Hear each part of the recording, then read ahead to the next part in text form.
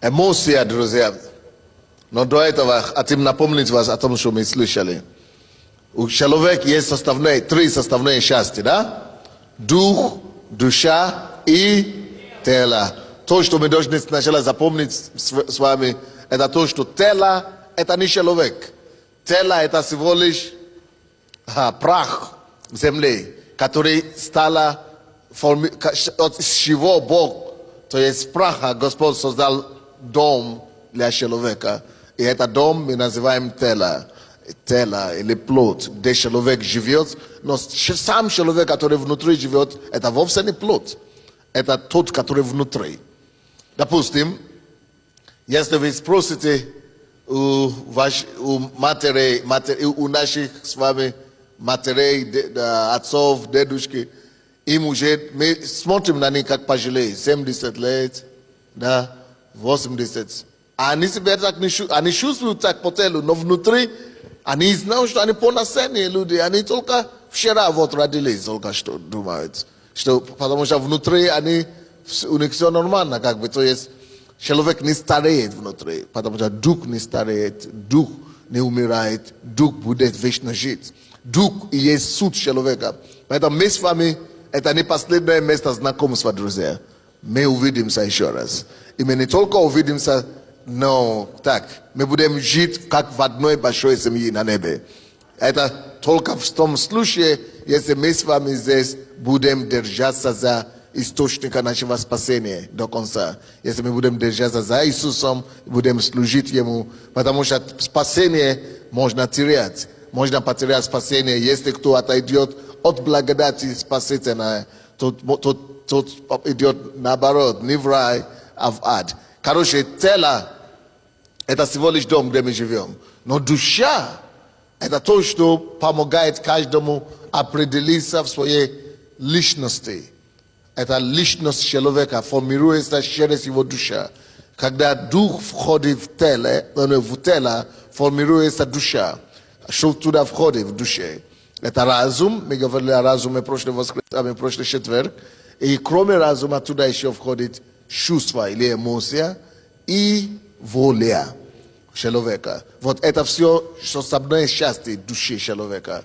А дух – это то, что мы будем рассматривать в следующий четверг. А тело мы уже рассмотрели, что это такое. Но, в принципе, я советую всем нам приобрести вот это пособие, чтобы мы могли сами готовить до служения и после служения.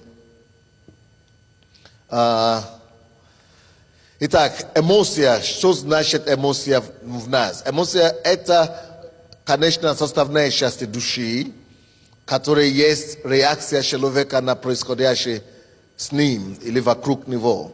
Она определяет, то есть она проявляет его это есть его поведение. Эмоция проявляет поведение человека, как бы реакция человека на то, что приходит вокруг него. Благодаря эмоциям мы или вы испытываете радость, то есть через эмоции мы переживаем чувство радости, печаль, гнев, проявляем чувство юмора и так далее.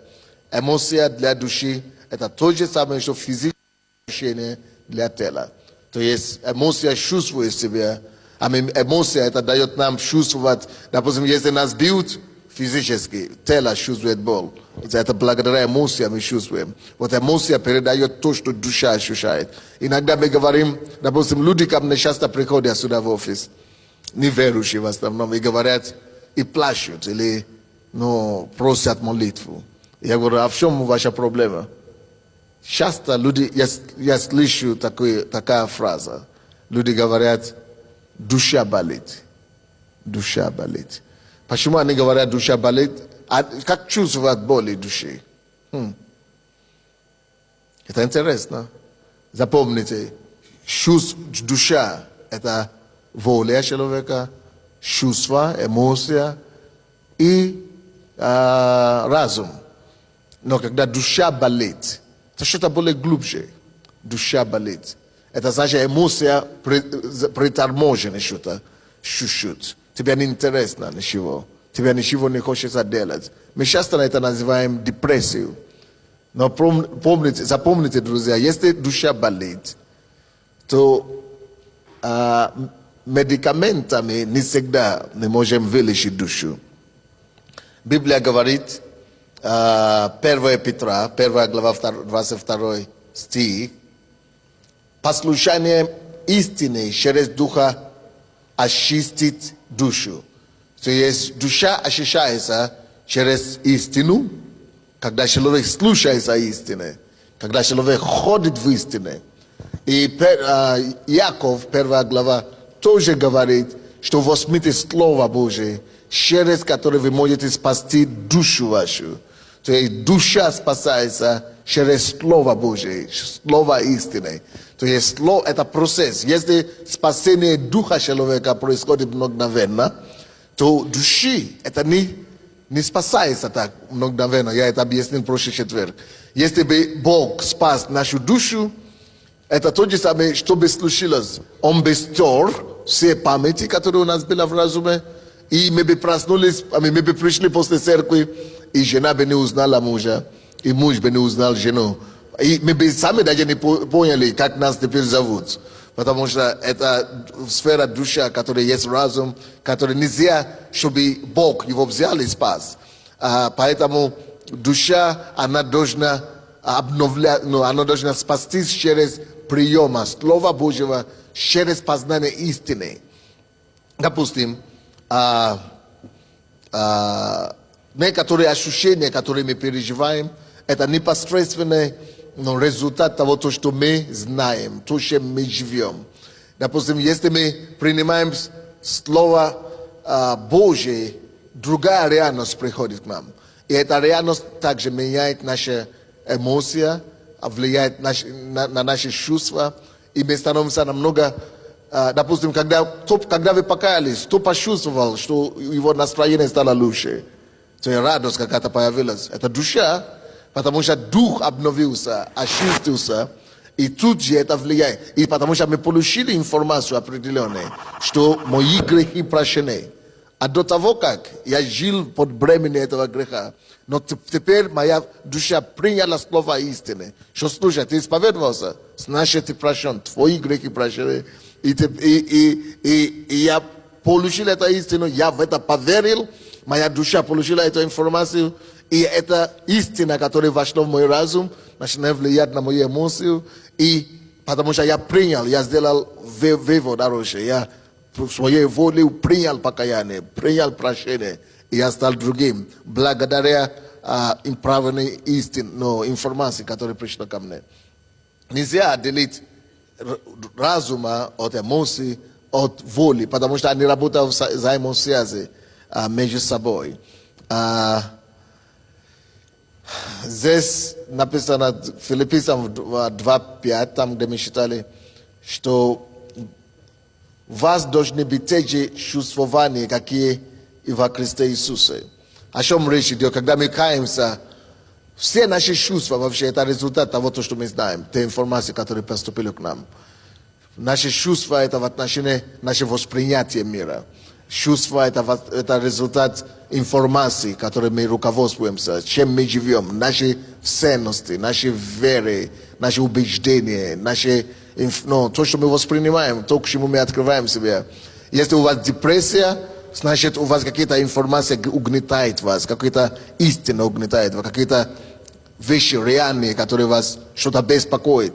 Но есть другая истина, которая может подойти к вам, другая реальность, которая может к вам поступить. Что, допустим, человек в депрессии, потому что его муж пьет, допустим. Но когда вы начинаете принимать слово истины, что спасешься ты и весь дом твой. А тебя он еще пьет, on еще не спасен, но я уже стал или стою на этом слове. О, я-то уже спасен, все, через меня приходит спасение ко всей моей семье. Спасется ты весь дом твой. Значит, если я поверю в это моя воля, поверить или не поверить. Но если я поверю, что Бог не лжец и его слово не обманывает, и он говорит, если я спасусь, мой муж уже не пойдет в ад. Моя дочка или кто-то уже не погибнет. Все, спасется по-любому. От последней минуты, как бы это ни было, спасется. Все. Значит, я это принимаю. Если я это принимаю, вы не поверьте, ваше настроение изменится. Эта депрессия отойдет в сторону. Но если вы опять же начнете думать об этой проблеме и начинаете видеть его как проблему, опять депрессия вернется к вам. То есть наша душа начинает быть зависима от той информации, которую мы получаем. Чувствование – это счастье души. Но здесь написано, что у Иисуса тоже были чувствования. И говорит, вы, когда вы приходите к Богу, вы уже обновились, вы уже покаялись, ваш дух спасен. А потом то, что мы рассматривали вчера, прошлый четверг, что после покаяния наша первая задача, главная задача, которой мы должны начинать заниматься, это обновление разума. То есть разум должен быть обновленным. Если разум не обновленный, хотя мы покаялись, но наша жизнь не изменится. Изменится на какой-то месяц, 2 месяца, или 2 недели, или полгода. Но если мы не заполним новыми информациями, Словом Божьим, Словом истиной, наша жизнь не изменится. Мы опять обнаружим, что слушай, я опять делал то, что я раньше делал. Поэтому главная задача после покаяния – это начинать понять, какие законы этого царства, куда я пришел. Как теперь жить? Как жить? Какие ценности этого царства? Мы начинаем обнаруживать. Слушай, Бог есть любовь. Значит, я должен теперь любить. Кого любить? Он говорит, даже врагов любить. Тем более всех любить. Как это делать? Читаю Библию, получаю информацию об этом. Мы начинаем всех любить. И тут, потому что это Он миросоздатель. Он создатель миров. Он знает, что именно по этим законам, по этим принципам, по этим истинам мы можем и быть счастливыми на этой земле. Поэтому начинаю любить, и мне становится, я начинаю это дело опускать. То есть мне становится счастливее, потому что я других люблю, я начинаю любить. То есть я сею это, получаю, то есть моя жизнь начинает меняться, и я улучшаю свои обстоятельства. Поэтому он говорит, если мы хотим, чтобы наша душа была здоровая, чтобы наша эмоция была правильная, чтобы нам меньше плакать, чтобы нам меньше сетовать, чтобы нам меньше страдать, чтобы нам вообще не быть депрессией. У вас должны быть, вы должны поставить перед собой задачи.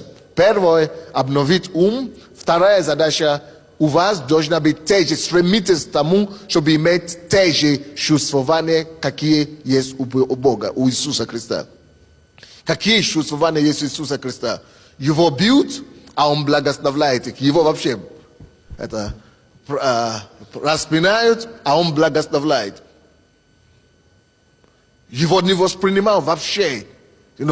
Он проповедовал евреям, его вообще не воспринимал, его ругают и так далее. А он благословляет их. Он говорит, как не знать вообще чувствование Христа, как не знать, как он себя видит, как он себя чувствует. Он говорит, не смотри на женщину вожделением, потому что это будет грех. Значит, я знал, как он живет. То есть мы начинаем знать чувствование Христа, потому что он говорит. Слова человека – это суть содержания жизни человека, особенно Иисуса. Он не как мы, который лукавит, который говорит одно, а третье думает, четвертое делает. Он говорит то, что он думает. Поэтому, если он так говорит, значит, он так жил. Чувствование его, если... Это моя задача номер 2. Стремиться, чтобы быть такой, как Иисус. Чтобы поставить перед собой задачу, что я буду достигать чувствования Христа. То есть то, как он себя чувствует, то, как он мыслит. Я так хочу мыслить. То, как он себя ведет, как Иисус бы поступил в этой ситуации. Если я смогу вот так достичь того, чтобы так поступать во всей ситуации, я могу быть таким же счастливым, как Иисус. И я могу быть такой же победоносным в жизни, как Иисус. Как Он смотрит на те, которые Его обижают. Как Он смотрит на искушения, которые Его окружают. Что Он себя делает. Иисус, почему я вижу Иисус, те же самые чувства, что Он делает? Встает с утра, написано в Библии, Он идет молиться. Ради чего он это делает? Наверное, на это есть причины. Давайте я буду тоже это делать. С утра с Богом побить, а потом делаю это, обнаружу, слушай, мне что-то хорошо уже в течение дня победить. То есть и Иисус иногда ходит на ночной молитвы. Зачем ему это делать? Ну, не важно. Если он это делает, я ставлю перед собой чувствование, быть такой, как он. Как мне знать его характер, его чувствование? Well, Галатам, 5 глава, 20, 21, 19, 22 стихи написано, вот, плоды Духа – это любовь, радость, долготерпение, благость, милосердие. Значит, это его характер, это его чувство, ну, это его как бы качество. Я начну достигать эти качества. Долготерпение, любовь, радость, мир, прощение и так далее. То есть через слова Иисуса мы начинаем понимать, какие у него.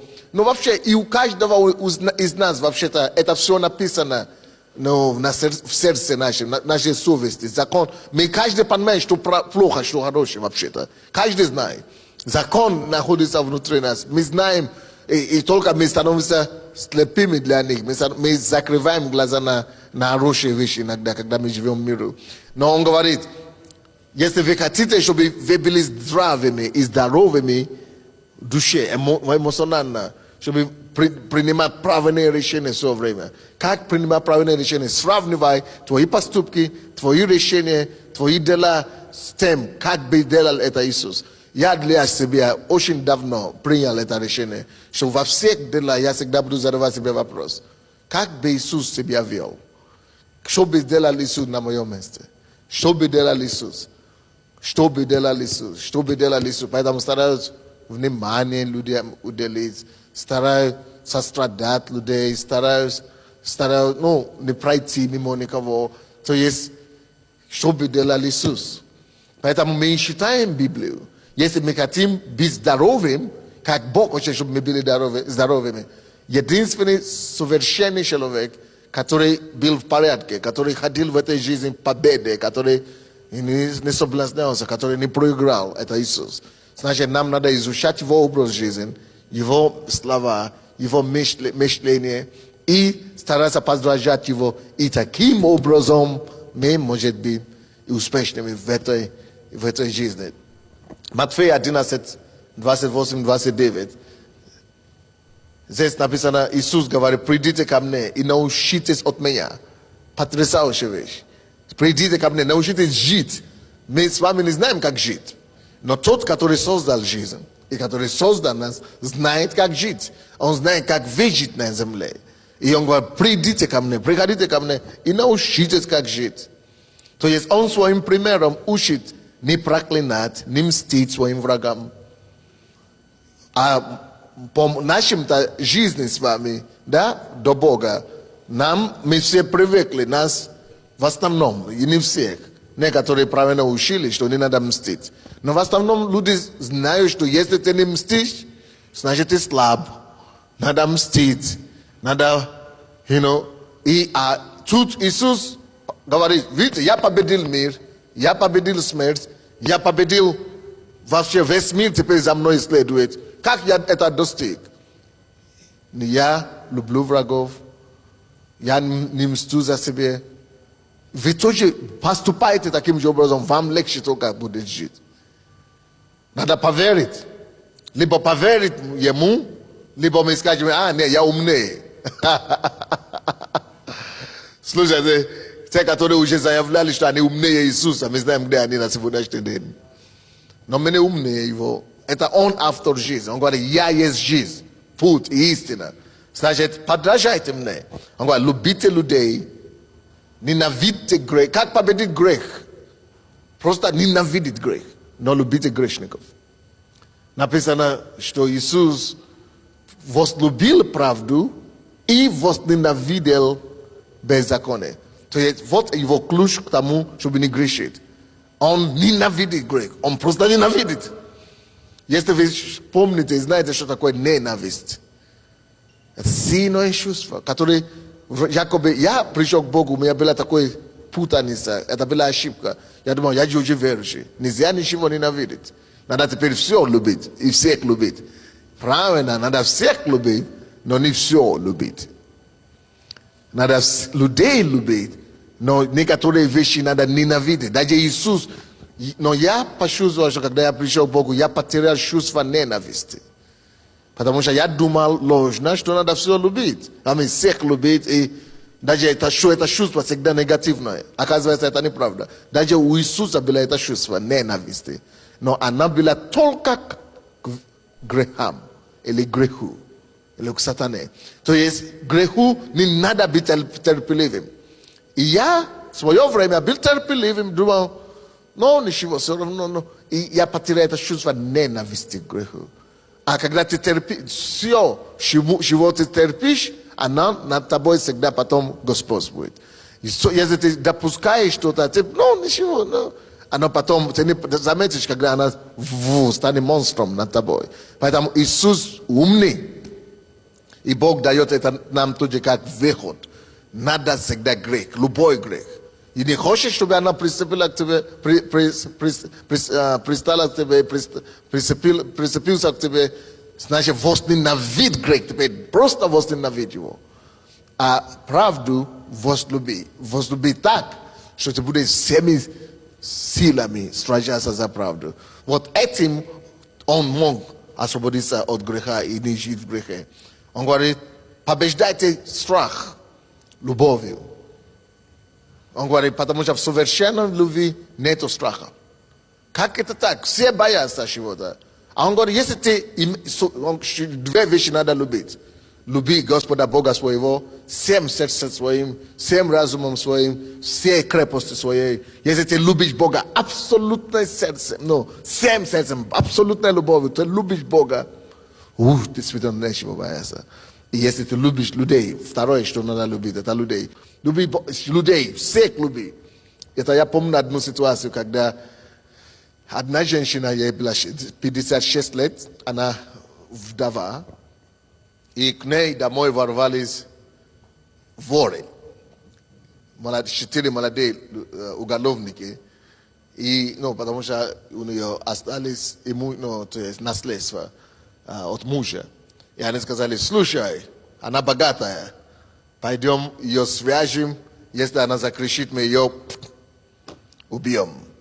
И они ворвались, она говорит, она как раз в это время еще не спала, но она легла и считает псалмы считает. Она говорит, слушай, вдруг кто-то появился в моем спальне. И говорит, эй, молчи, без пистолет. Не говорю. Я потом второй, третий. О, я говорю, здравствуйте, молодые люди. Я так и знал, я вас ждала. Здравствуйте, давайте, я вам сделаю чай.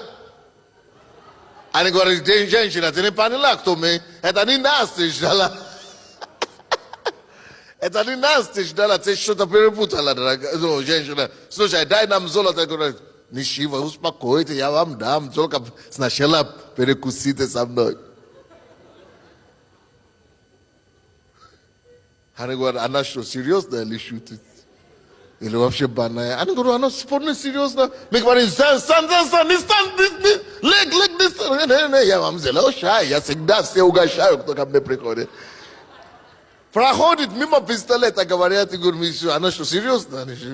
Мы как заморожены, говорят, уже сами воры потом рассказывают. Она говорит, что мы сами заморожены. Она пошла, и себе поставила чайник, и говорит, ну что теперь сядьте. Я говорю, мы смотрим. Ну что, мы смотрим. Она же не поняла. Села и открывая себя Библию, посадите со мной. Расскажу вам историю, мое свидетельство, говорит. Мы уже взяли, сели, садись, ну послушай, говорит. Да воры, которые вообще никакой, некоторые из них дважды, четырежды судимы и так далее. Она говорит, мы сели, и она 1,5 часа нам рассказывала, читала из Библии и так далее. Говорит, ребята, идите, она говорит, возьмите, что вы хотите, но идите теперь в церковь, покайтесь, Бог, это вы ко мне не случайно попали. Это я вас ждал, это Бог хотел вас спасти. Короче, откуда я это знаю? Один потом написал из них книгу, он стал проповедником.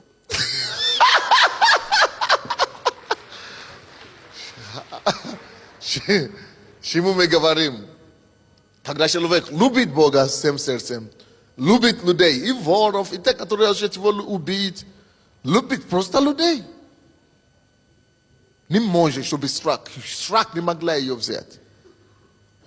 Они говорили потом, когда мы покаялись, мы приехали к ней, поблагодарили ее, и теперь дружат вместе с этой женщиной.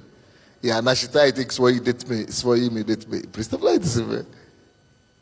Жив Господь. Жив Господь. Когда там, где есть совершенная любовь, она изгоняет всякого страха. Это хорошая вещь. Вот Иисус, допустим, говорит, радуйтесь, любовь не злорадствует. Если кому-то хорошо, радуйся с ними. Это тяжело для плоти, но это есть чувство, которое у Иисуса есть. Давайте будем это иметь. То есть вот эта душа, мы этим реформируем свою душу. Но это само собой не придет никому. Надо брать Слово Божие. Считать и применять это. Оно становится силой для тебя. Написано, что это возьмите Слово Божие, которое для вас как лекарство для вашего тела. Лекарство. Это как лекарство. Оно тебе дает энергию, как витамин. Оно тебе дает, есть благ. Вот, допустим, Евангелие от Иоанна, 1 глава, 13 стих. Написано, что Слово стало плотью. Если мы принимаем Слово, допустим, любовь, если я его принимаю, оно становится плотью во мне, оно становится моей плотью. Я начинаю бить любовь, я начинаю ходить в любви. Потому что там написано, что Слово стало плотью, полно и ходило между нами, среди нас. Полно благодатью истины. То есть Слово всегда наполнено чем-то. Слово не бывает так, что оно просто пустое. Нет. Слово Божье, оно всегда наполнено содержанием. И какое это содержание? Очень просто написано благодать и истина. Благодатью и истина. Благодатью и истина. Благодать и истина. Допустим, если говорится о любви, и если ты берешь это слово о любви, ты начинаешь кормиться, кушать.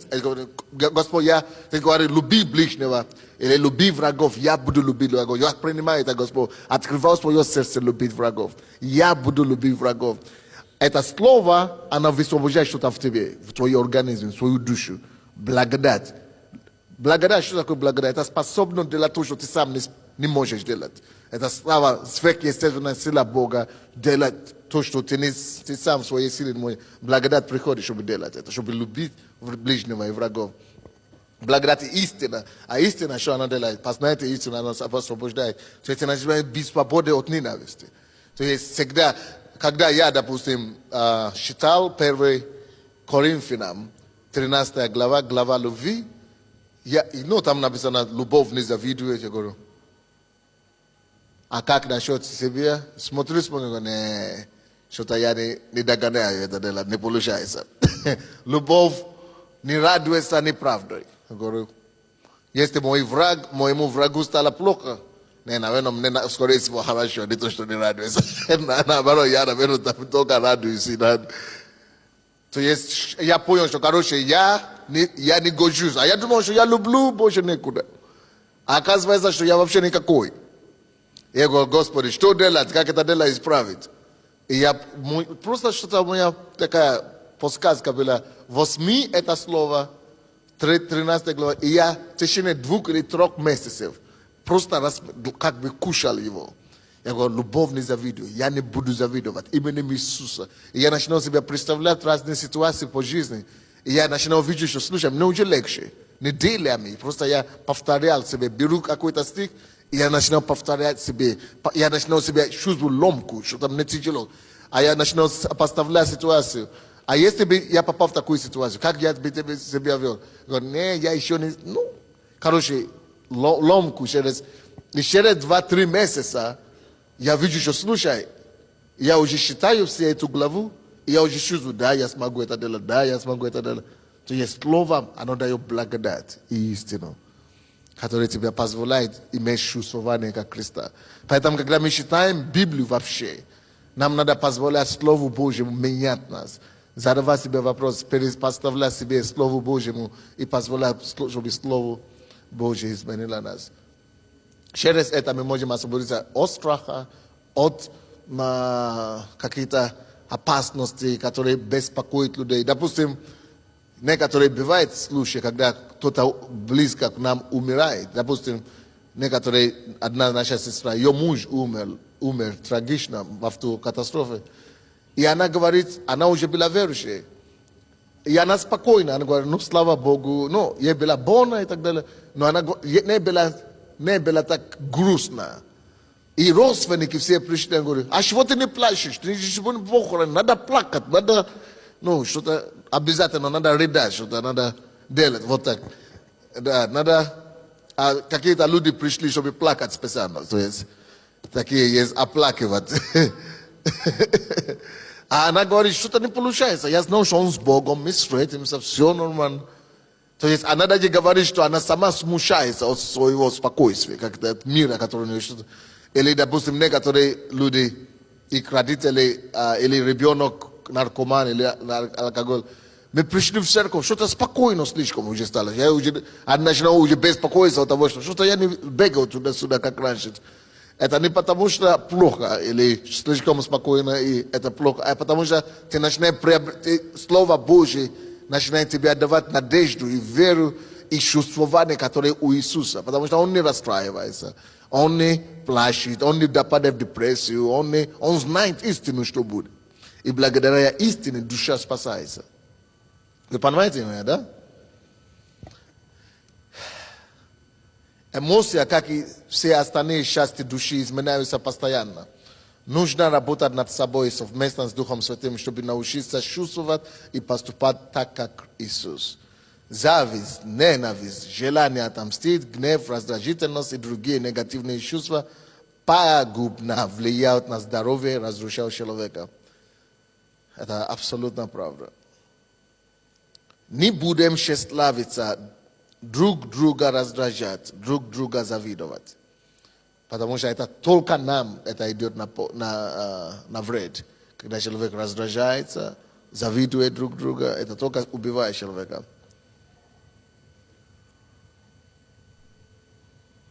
Необходимо воспитывать в себе самообладание. Это качество имеет большое значение в жизни человека, особенно если речь идет о взаимоотношениях с людьми. Поставьте перед собой целью научиться контролировать свои эмоции и чувства, причем так, чтобы не допускать их негативного проявления. Да, очень хороший стих, Притчи 25-28. Что город разрушенный без стен, то человек, не владеющий своим духом.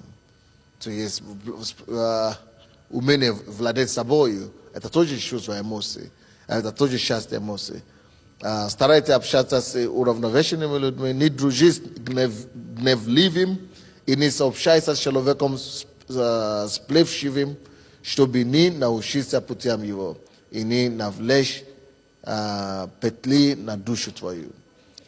Второе, что мы будем говорить сегодня, это воля. Что такое воля? Воля – это способность принимать решения и делать выбор. Вы думаете, что воля – это, а что можно учиться от воли? Вы знаете, воля бывает разная. Воля может быть сильная, и воля может быть слабая. Это все зависит от того, насколько ты питаешь твою душу. Иногда душа бывает голодная, иногда душа бывает напитанная, пышная. Поэтому мы ходим в церковь. Когда мы слушаем Слово Божие, когда мы качаемся свой дух, и когда Слово Божие питает нашу душу, вы начинаете обнаруживать что-то, у вас воля появляется, у вас желание что-то делать появляется, у вас сила принимать решения. Вы знаете, принимать решения вообще, это не всегда легко. Есть некоторые решения, которые легко принимаются. Но есть некоторое время, когда, Боже мой, как тяжело принимать некоторые решения. Но вы, как верующие, наблюдайте за собой. Если вы послушаете, вы слушаете Слово Божие, вы получили какое-то откровение, вдруг сила приходит принимать решение правильно. Потому что Слово Божье, оно дает, оно укрепляет еще и волю. Допустим, многие из нас, мы пришли сюда сегодня после служения, вернее, после работы. И знаете, что сейчас в зима, когда холодно, особенно в этом зале и так далее, не у всех хватает силу и волю собраться и прийти даже на служение. Это надо иметь сильную волю. А почему у вас такая воля? Потому что вы сильнее где-то в духе, вы нашли эту силу в себе. А некоторые они хотят быстро домой и так далее. Не потому что они плохие, а потому что что-то слабенько есть. То есть Слово Божие тоже дано, чтобы подкреплять воли наши. Поскольку человек создан свободным, он может поступать согласно своей воле. То есть человек всегда выбирает. Бог дал нам свобода воли. Каждый человек всегда, все, что происходит с нами, это тоже счастье души, качество души. Мы должны принимать решения. Каждый день в своей жизни мы принимаем решения. Решение слушаться Богу, решение ходить узкой дорогой, а не широкой дорогой. Решение сказать нет злу, когда вокруг нас большинство людей именно избирают этот путь. Решение говорить нет, то, что ты уже знаешь, что неправильно. Решение просто быть свободной. Вот здесь цитат из 2 Закона, 30 глава, 19-20 стихи. «Во свидетели перед вами призываю небо и землю. Жизнь и смерть предложил я тебе, благословение и проклятие. Избери жизнь, дабы жил ты и потомство твое. Любил Господа, Бога твоего, слушал глаз его и прилеплялся к нему. Ибо в этом жизнь твоя и долгота дней твоих». То есть то, что ты выбираешь, что человек выбирает, определяет его будущее, его жизнь, то, что мы выбираем сегодня, определяет то, что у нас будет завтра. Но, вы знаете, воля может быть слабая. Чтобы наша воля не были слабыми, нам надо подкрепляться через Слово Божие. Нам надо слушать Слово, нам надо слушать кассеты, нам надо читать книги, потому что волю, чувства, эмоции не могут, обыкновенные знания не могут их подкреплять. Есть что-то должно быть сверхобыкновенного знания. Вы знаете, многие из нас, мы пришли в церковь через проблемы определенные. И вы вспомните, когда вы пришли в церковь, многие из нас, вы уже все сдались или собрались сдаваться полностью, что все. Я уже ничего не вижу, ни выхода, потому что воля уже была побита, уничтожена. Но через Слово истины. Он говорит, возьмите Слово истины, через которое вы можете спасти душу свою. Воля ваша стала, вы увидели перспективу, вы увидели свет в конце туннеля. Можно жить. Вот почему каждому из нас надо кормить. Поставить просто это как задача перед собой. Постоянно кушать Словом Божьим. Постоянно просто читать новые книги. Просто работать над собой. Это будет помогать в жизни, это будет помогать в служении, это будет помогать во всех аспектах жизни. Допустим, я разговаривал с некоторыми людьми, которые в миру достигали хороший результат, а потом, когда им исполняется где-то 40 лет, 40 лет, 45 лет, 50 лет, им уже ничего не хочется. Уже по накатанному, уже теряют силу, они говорят, уже нету силы что-то творить или что-то делать, потому что нужно для этого дополнительные силы, потому что они уже много тратили своей энергии на что-то. Или женщины даже 30 лет уже ничего уже больше не хотят. Или, допустим, женщины после родов уже ничего не хотят. Потому что уже действительно морально, и вообще то, что мы говорим морально, но это душа.